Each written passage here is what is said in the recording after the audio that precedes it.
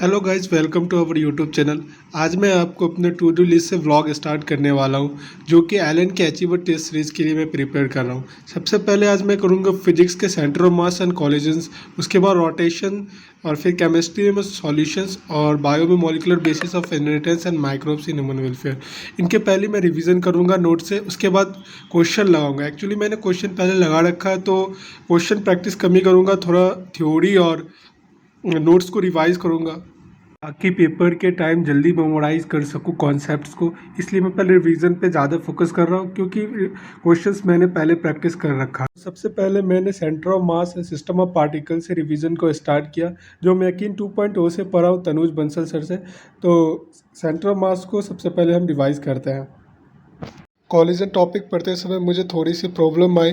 शायद बहुत दिन हो गया लेक्चर देखे हुए, तो मुझे लेक्चर देखना पड़ेगा। थोड़ा सा कन्फ्यूजन सा लग रहा था इसमें। इसके बाद मैंने इसका लेक्चर देखा और फिर centre of mass and collision chapters को ख़त्म कर दिया। उसके बाद मैं रोटेशनल मोशन रिवाइज करने आया। तो सबसे पहले मैंने टॉर्क और मोमेंट ऑफ इनर्शिया पहले पढ़ चुका था, तो एंगुलर मोमेंटम से मैंने स्टार्टिंग किया। एंगुलर मोमेंटम पढ़ने के बाद मुझे थोड़ा सा कटार का टॉपिक भी पढ़ना था, जो लेटेस्ट सिलेबस के अंदर है। उसके बाद उसको कंप्लीट किया और फिर रोटेशनल मोशंस को भी रिविजन्स कंप्लीट कर दिया। और मेरा फिजिक्स का जो टू डू लिस्ट था वो आज का कंप्लीट हो गया है।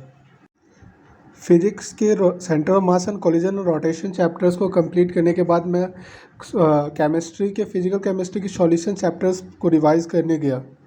चैप्टर्स के स्टार्टिंग का जो पोर्शन है कंसंट्रेशन टर्म, उसको मैंने जल्दी जल्दी रिवाइज किया, क्योंकि ये पोर्शंस हमने बहुत बार पढ़ा है, फ्रीक्वेंटली यूज़ करते हैं, तो ये याद ही रहता है।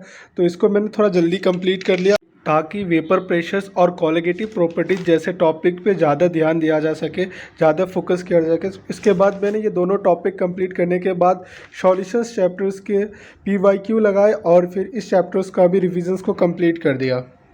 इन दोनों चैप्टर्स को मैंने NCERT से बहुत बार पढ़ चुका हूँ, तो फास्ट रिवीजन के लिए मैंने एलन का NCERT फास्ट ट्रैक यूज़ करूँगा और इससे रिवाइज़ करूँगा इस दोनों चैप्टर्स को। का ये जो फास्ट ट्रैक है ये बहुत हेल्पफुल है, जो मुझे फास्ट रिविजन्स करने में बहुत हेल्प करता है। इससे मैं कॉन्सेप्ट को जल्दी मेमोराइज़ कर पाता हूँ और जल्दी रिवीजन हो जाता है। फिर ये दोनों चैप्टर्स को मैंने इसी से कंप्लीट किया और फिर हमारा टू डू लिस्ट का आज का सारा चैप्टर्स कंप्लीट कर दिया। करने के बाद अभी भी मेरे पास टाइम बचा हुआ था, तो सोचा कुछ क्वेश्चंस लगा लूँ इन्हीं चैप्टर्स का, जिससे मेरे रिविजन्स और अच्छे से हो जाएगा और